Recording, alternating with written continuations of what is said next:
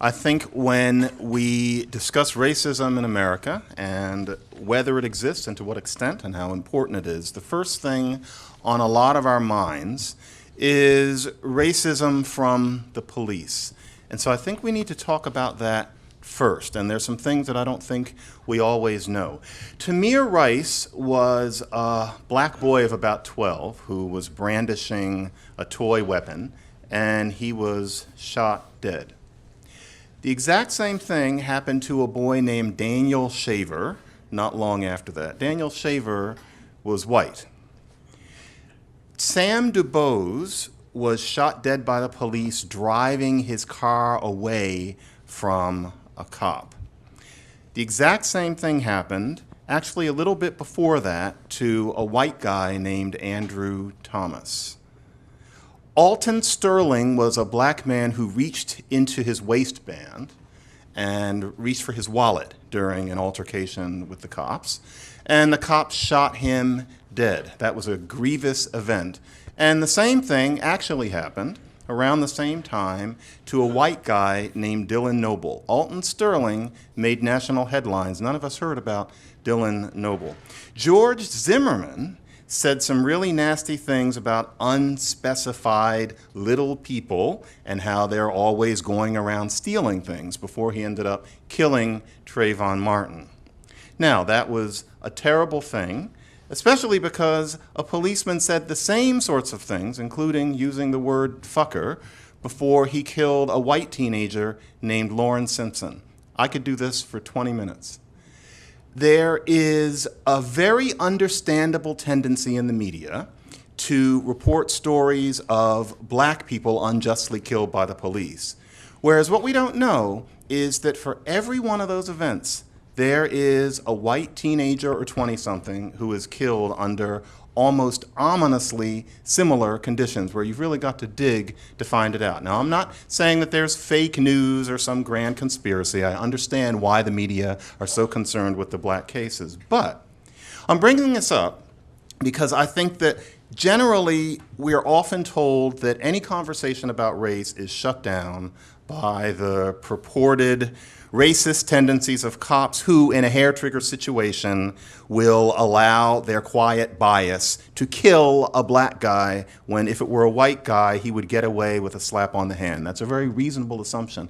But you know, that really hasn't held up to scrutiny, and it's why I allowed myself to do this particular debate with this particular question. Even the numbers are quite different from what we hear. And so, for example, there is the issue of proportion. So, white men, 62% of the male population. They are half of the people who get killed by cops. Black men, 13%, and they are a quarter of the people who are killed by cops. And so it's disproportionate. So one might think, well, that means that still there is a racist bias against black men because so many more of them are killed proportionately. But no, not really. There's a debate team trick that's going on in relation to that. Because it wasn't so long ago that when we talked about welfare, disproportionate amount of black people were on welfare, but more white people were on welfare numerically. So if anybody pointed out that a disproportionate number of black people were on welfare, it was always pointed out by a certain crowd that no, actually, many more white people are on welfare, and that was considered a smackdown comment. Well, we're in the same sort of situation. Or it was often said, if you kept asking questions, the reason there's a disproportionate number of black people on welfare is because poverty affects black people disproportionately because of structural racism. That was reasonable. Well, we also know that poverty makes it more likely for somebody to encounter a policeman in these sorts of situations. Poverty caused by structural racism, therefore, might certainly make it so that there are more black men killed by the police. And that means that we have to question the idea that what this is all about is underlying pernicious biases of the cops. I almost can't believe I'm saying this because I spent a very long time thinking what a lot of people think about the cops. I have a reputation for saying that racism is as important as people make it, but I always made an exception for the cops. And not too long ago, I had one of my blogging heads conversations with Glenn Lowry, where I told him, Glenn, you've got to give me figures if that's not true. And I didn't know that the figures actually exist.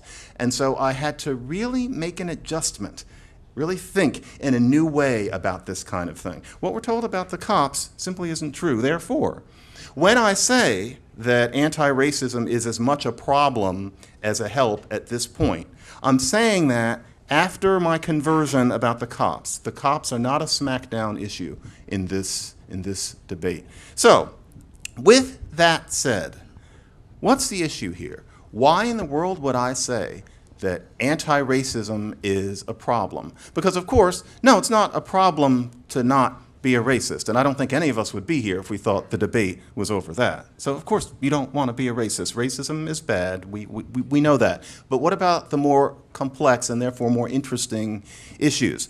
And one issue is that anti-racism as currently configured has gone a long way from what used to be considered intelligent and sincere civil rights activism. Today, it's a religion, and I don't mean that as a rhetorical feint. I mean that it actually is what any naive anthropologist would recognize as a faith in people, many of whom don't think of themselves as religious, but Galileo would recognize them quite easily. And so, for example, the idea that the responsible white person is supposed to attest to their white privilege and realize that it can never go away and feel eternally guilty about it, that's original sin right there. The idea that there is going to be a day when America comes to terms with race, or that there could be. What does that even mean?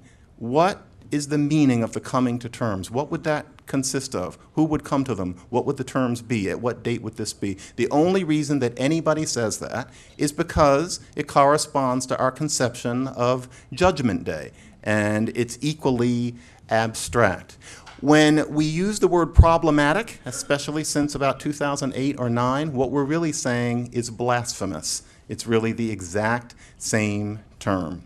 Or the suspension of disbelief that is a characteristic of religious faith. There's an extent to which logic is considered no longer to apply. That's how we talk about racism. And so suppose someone asked, why are we to focus on the occasional rogue cop who kills a black man, when 9 times out of 10, that black man is in much more danger of being killed by another black man in his neighborhood? Gosh, that's not pretty, but like many things that aren't pretty, it's also true. If you ask about it, well, you know you're not supposed to. Eyes roll, and you're given an answer that doesn't really completely make sense, and there's an etiquette that you're supposed to stop there. It's rather like certain questions that you ask a priest very gently, but you know that if you don't get a real answer, then you're just supposed to move on. That we're used to with being devoutly religious. That is the way racism is treated these days. It's a religion.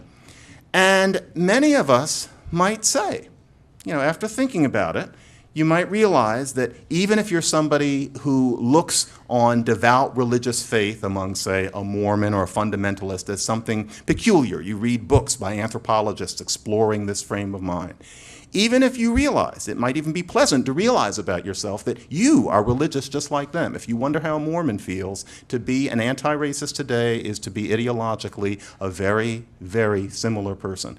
You might own it.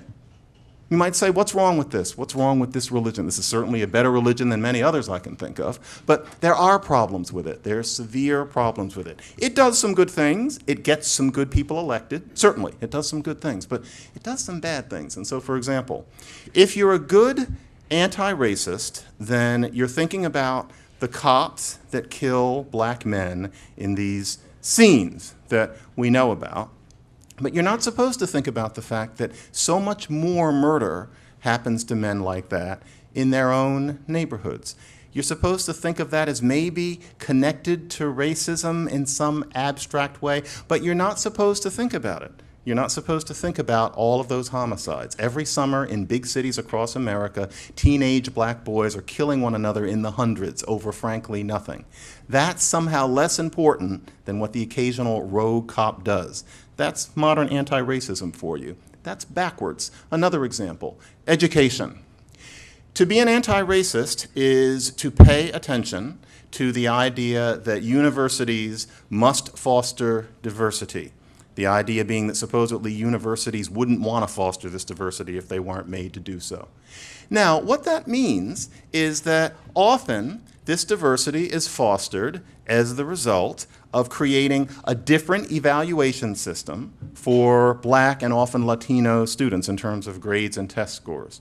Now, there are various studies that show that that often is not the best thing. And so Stephen Cole and Eleanor Barber did a paper where, contrary to their expectations, it showed that when students are mismatched to a university, it discourages them from getting PhDs. There have been many studies of that kind, but we're told to look away from them. So after racial preferences were banned in the University of California, before they were banned at the University of California, San Diego, in a freshman class of 3,268 students, of the freshman honors students, exactly one was Black. In 1999, this is the first class admitted after the ban, when students were matched to a school according to their grades and test scores rather than there being the kind of bonus that we see. We're now seeing it at Harvard. 1 out of 5 Black freshmen were making honors. Why have you never heard of that statistic? It's actually a beautiful story. These are Black students who did very well, who wouldn't have done as well at Berkeley or UCLA. There's no tragedy. Those students are now out working and living wonderful lives. Anti-racism teaches us not to listen to stories like those. And when we think about anti-racism, we're taught to suppose, we start to not even think about this anymore, that whites need to undergo some sort of massive psychological revolution before we can have any kind of Black success beyond what we have already. Why? Why is somebody talking about their white privilege important when we're talking about making Black schools better? Why is it important for a Black Lives Matter activist to probe Hillary Clinton's heart as opposed to thinking about what policies she will take in terms of criminal sentencing or housing policy or the on-the-ground sorts of things that we really need to be thinking about if we want to help Black people?